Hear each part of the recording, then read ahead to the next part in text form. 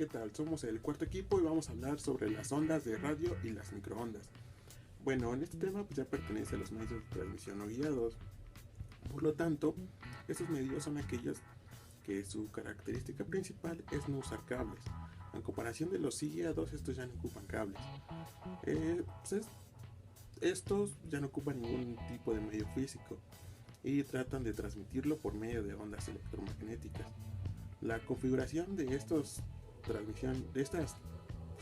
transmisiones no guiadas pueden ser direccional y omnidireccional. En la direccional tenemos que la antena transmisora puede emitir energía electromagnética, concentrándola en un haz, por lo que las antenas emisora y receptora deben estar alineadas correctamente. En la omnidireccional tenemos que la radiación se hace de manera dispersa, esto emitiendo en todas direcciones. Hecho esto, hace que las señales sean recibidas por varias antenas. Generalmente, cuanto mayor es la frecuencia de la señal transmitida, pues es factible confinar la energía en una direccional. Y pues eso es en cuestiones de las no guiadas. Ahora vamos a ver lo que son las ondas de radio, que también se puede conocer como radiofrecuencia, y las microondas. Ok, a las ondas de radio, que también se denomina como espectro de radiofrecuencia, se le aplica a la porción menos energética del espectro electromagnético, situada entre unos 3 kHz a unos 300 GHz. Estas ondas electromagnéticas de esta región del espectro se pueden transmitir aplicando la corriente alterna originada a un generador de una antena. Pues estas ondas de radiofrecuencia tienen la característica de facilitar la ionización en el aire para crear una trayectoria conductora. También tiene una fuerza electromagnética que conduce la corriente de las radiofrecuencias a una superficie de conductores, conocida como el efecto piel. Y pues vamos a ver qué más nos puede decir nuestra compañera Judith acerca de las ondas Las ondas de radio se originan en la oscilación de la carga eléctrica en las antenas emisoras dipolo radiantes. Las ondas de radio corresponden a la radiación menos enérgica del espectro electromagnético. ¿Qué es el espectro electromagnético? Es el conjunto de ondas o radiaciones electromagnéticas que se diferencian entre sí, principalmente por sus distintos valores de frecuencia y también por la manera en la que se producen. Las ondas de radio oscilan en frecuencias entre unos cuantos kilohertz y unos cuantos terahertz. Las ondas de radio tienen longitudes que van de tan solo unos cuantos milímetros y pueden llegar a ser tan extensas que alcanzan cientos de kilómetros. Las ondas de radio son reflejadas por la ionosfera, lo que permiten que viajen alrededor del mundo. Estas son reflejadas por la Tierra, pero absorbidas por el mar. Esto se define como una de sus aplicaciones, la transmisión de datos e información. Nikola Tesla crea el primer radio de comunicación en 1894. Sin embargo, unos años después, Guillermo Marconi se pronunció como un verdadero inventor, utilizando 17 patentes de Tesla, manejando una mejor prensa y alineándose con la edición creada con una controversia por años. La primera estación de radio en Costa Rica fue creada por Armando Césped en 1927. Las aplicaciones en la industria de la comunicación masiva general, nuevas tecnologías de comunicación militar, tecnología en teléfonos móviles, televisión,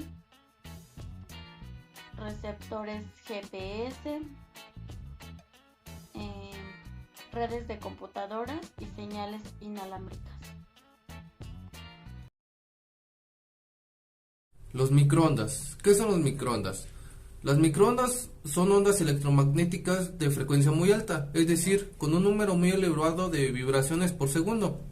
Se emplean para transmitir señales telegráficas de alta velocidad y para comunicar satélites y las ondas especiales con las estaciones de la Tierra. Tipos de microondas. Terrestres. Suelen utilizarse antenas parabólicas para conexiones a larga distancia. Se utilizan conexiones intermedias a punto entre antenas parabólicas. Suelen utilizarse en sustitución del cable coaxial o las fibras ópticas, ya que se necesitan menores repetidores y amplificadores. Aunque se necesitan antenas un poco más alineadas, se usan para la transmisión de televisión y voz. Microondas satelitales. Las microondas satelitales lo que hacen básicamente es retransmitir la información.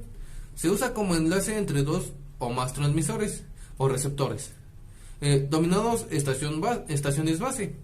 El satélite funciona como un espejo sobre el cual la señal rebota. Su principal función es la de amplificar la señal, corregirla o retransmitirla a una antena ubicada en la Tierra. Los satélites geoestacionarios, es decir, permanecen inmóviles para un observador ubicado en la Tierra. Operan en una serie de frecuencias llamadas transponders. Aplicaciones. Los sistemas de microondas son usados en enlaces de televisión, en multienlaces telefónicos y generalmente en redes con alta capacidad de canales de información. La difusión en la TV. El carácter multidistinto de los satélites los hace especialmente adecuados para la difusión, en particular de la TV. La aplicación para la que están siendo ampliamente utilizados.